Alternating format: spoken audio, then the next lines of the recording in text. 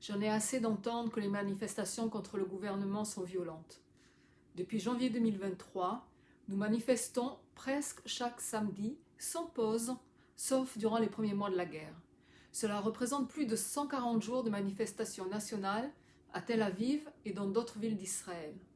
Si la violence était réellement la norme, le pays serait en flammes depuis longtemps. La vérité, c'est que ces manifestations sont massives, régulières et profondément civiques. Prenons un exemple. La nuit de Galante, le 26 mars 2023. Ce soir-là, plus de 600 000 Israéliens ont envahi les rues. 6,3% de la population totale.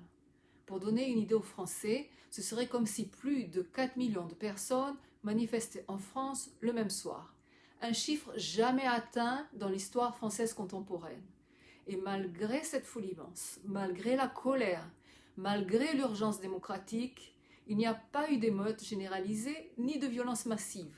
Rien qui puisse justifier qu'on qualifie ce mouvement de violent. De plus, les organisateurs le répètent à chaque fois. La mobilisation est non violente.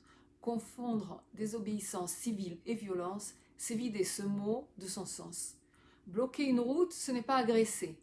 Manifester massivement, ce n'est pas attaquer. La violence, c'est porter atteinte aux personnes, pas exercer un droit collectif.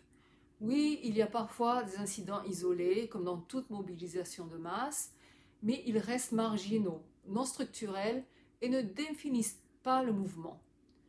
Ce qui est préoccupant, ce n'est pas la mobilisation citoyenne, mais la facilité avec laquelle on qualifie de violente toute contestation qui dérange. On peut être d'accord ou non avec ces manifestations, mais les présenter comme violentes est un dangereux mensonge. Une démocratie ne meurt pas parce que ses citoyens manifestent.